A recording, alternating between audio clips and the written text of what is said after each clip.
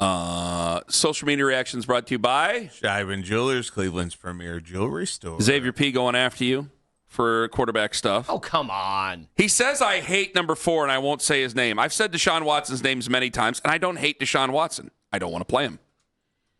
Don't want to play him. That's all there is to it. I didn't like dealing with it the first time around, honestly. And I don't want to deal with it the second time around. I don't hate any current Cleveland Brown at all. I thought it was over with Watson until what I heard from Monken. And maybe it's just one throwaway. I'm glad you heard from Monken because I'm about to come after you for that. Maybe it's just one throwaway sentence, but him saying that we need to tap into his elite playing skills, like, whoa, okay, didn't expect that. I'll tell you what, nobody out the door. Nobody had been saying anything as they were tearing his signs down. That was the most positive thing I've heard about Deshaun Watson in that building in like 2.5 years. There you go. Let me tell you this. If you just want to take a shot at me, just take a shot at me. What do you mean? I saw what you tweeted. Yeah. Just say it on the show if you have a problem. What does that have to do with you? No, I know. I know you like to make a lot of things about you. What does this have to do about you? Of course. I know you like to make a lot of things about Shedeur Sanders. What does that mean about Shedeur Sanders? Good point. Huh? Touche. Yeah. No, I saw what you tweeted. You wrote, there was the, so Cardiac Kid put the exclusive interview up at Todd Monken, and we grabbed audio from the exclusive interview with Nathan Zagura. And you quoted and said, seemed like the only takeaway most dumb fans have is about the cursing. Cool. But I absolutely love the breakdown on how different coaches coach their coaches. You can tell Monken pays attention to the value of communication. His breakdown of Kirby versus Harbaugh was awesome. Boy, you're so in it, man. You are so much better than everybody else. Sometimes you got to let people know. I can't believe I get so mad and yell at him when I should just be kissing his ass every single day. I thought you and I were football guys. Clearly, I'm just an idiot because I looked at that he said the S word and he says the F-bombs every now. Just say it. So if you got a problem with me, just say it on the air. That's what this whole thing is about. And this was true for a lot of Italians, my brethren on the east side that would watch The Sopranos. Hey, paisanos! And then on Monday, all they would want to talk about was, they didn't kill anybody. Why didn't they kill anybody? It's Sopranos, the monster. It's a monster movie. Where are the deaths? Where are the killings? And they'd be like, well, there's actually a story there. There are themes there that they hit on this week that were very powerful. And people took away from this Todd Monken interview like, he swears, he curses. I love a guy that swears and curses. That's awesome. It's like, well, actually, listen and watch the interview. He had some real awesome coaching takeaways that you could apply in maybe your business or your coaching life. Owen and Ken, you guys are coaches. And that's my problem. You just got to swear and think that's going to work with the kids? I just told you before. That's all I do. And you see, this is where you don't listen and you're just too busy making your charts. And that's why the show is going to go into the toilet because all you do is make your stupid charts over there. And I will make a chart to reflect it when it happens.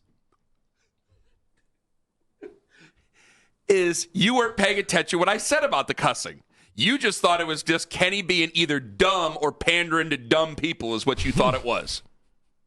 That's what you thought it was? What's worse? A little bit of that. Put the charts away and listen to me. I said there is a difference between quality and quantity.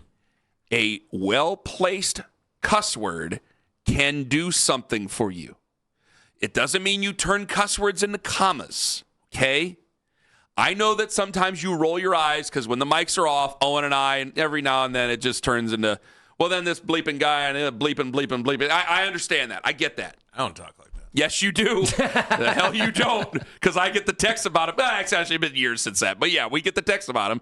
And I'm like, well, I can't say anything. I'm guilty as charged. The worst on this is Jeff Phelps. Of course. I mean, my God. But you can't take them out in public. There is an ownership of the language where if you're giving a speech, there's words that you throw in there that I just don't throw in for shock value. It's to accentuate a point.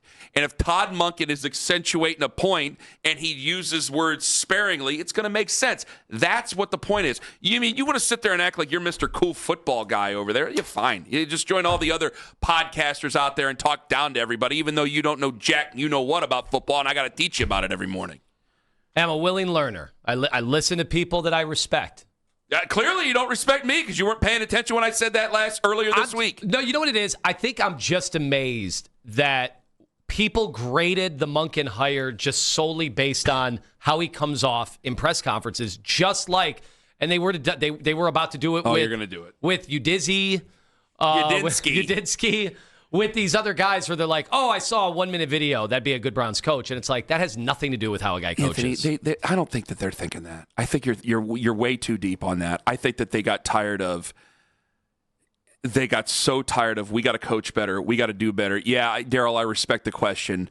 They got so tired of that when a guy comes in and makes a very blue joke during a press conference about, I can't say it. He was getting changed. I know what you're saying. That's what I can say. I mean, people laugh at that. They're going to like that. Like, okay, the guy's not a cyborg. Because you've been, hey, we like Kevin, and you and I knew Kevin off the mics. But he came off like a robot. It was Kevin Tron 6000 coaching. And people didn't like that when they lost. Yeah. And this guy, and when it turned into the post-game press conference, and they would show the post-game speeches, and you knew it was just awkward. And guys you knew that were rolling their eyes in the locker room, and then when we would call that out, people would get mad at us. It's a win. Why are you guys saying this? Because it was true. Because it was true. Because you do this all the time. You can win football games, and if a guy says silly things that he doesn't mean, you can always see right through it. And I'm sorry, they could see through it. They saw it through it. Well, when Todd Monken, when they go and they win against whoever week 1, because I'll pick them to win because I'm me. He's gonna drop well-placed cuss words, and it's gonna work out well. Okay. Judas Priest. I didn't even get a chance to get into the rookie thing yet. It's just look what you've done to me. It's just you got to be true to who you are, right? And I think Todd Monken is at this stage very secure enough. It's just that's not the reason he's going to be a good head coach. It has nothing to do with that. Bobby Knight swore a few times, Kenny, believe it or not. But players knew what they were going to get out of Bobby Knight. They might have been getting their necks strangled in the process. There you go. But they knew what they were getting out of him. It wasn't like Bobby Knight was masquerading as somebody else. And that was something we were worried about with Kevin. And Kevin's got to get better at that. So, nobody cares anymore about Kevin. But if you're going to be a head coach, you got to be a communicator. Yeah, and you got to communicate, man. And it has to be you. It can't be 10 other voices. It can't be, well, today I'm a chameleon, I'm going to be the hard ass, and tomorrow. And that's what I loved. If you watch that video with Nathan, if you listen to that interview, he talks about the difference between Kirby Smart and John Harbaugh. How Kirby Smart would be out, light a fire under you, you're useless. And this is him coaching the coaches. Like, what did you, we've lost 3 games, they're because of you. Like, that's how Kirby was. And, if that's you, that's got to be you. Harbaugh, a little more passive-aggressive in how he went about it, but it worked for him, and it helps when you have a Super Bowl pedigree or whatever to back it up. That certainly helps, too. It's tough to come in like that from day one if you've accomplished nothing. That's true. I think Todd will have the respect of these guys that maybe Shieldhouse might not have, would have had to earn it, right? Yeah. But I think you're right about that. I think there is I think you hit it right there. I don't think you can do this in other walks of life. I think there is a method to the madness. You know that Bill Walsh used to cuss out his assistant coaches right there in front of everybody, and it made the players feel responsible to the assistants because it's a job. It's not like it is in high school or anywhere else where you can't really do that as much. You feel more responsible to those guys. I'm just saying, when you get a guy who overuses it, you tend to tune it out. But if you get a guy like our head coach when I was in high school was a legend, and I know this is a much higher level. He said the F word 2 times. I remember both times he said it. Damn. Both times. Because when that came out, you knew this was real. It wasn't just, hey, it's hot and I'm doing this by design because I got to get you from point A to point B before the season starts. When there was an actual word that was dropped, that was serious time. Even though it was always serious with that guy. Great guy. 216-474-0092. I'm throwing out the number even though I got Mary Kay coming up next.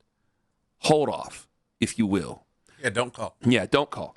Jim Schwartz going to join, Jim Schwartz. Will he be joining the Browns again? Mary Kay Cabot joins us to talk about that. Well, let's get Jim Schwartz on. At 8:21.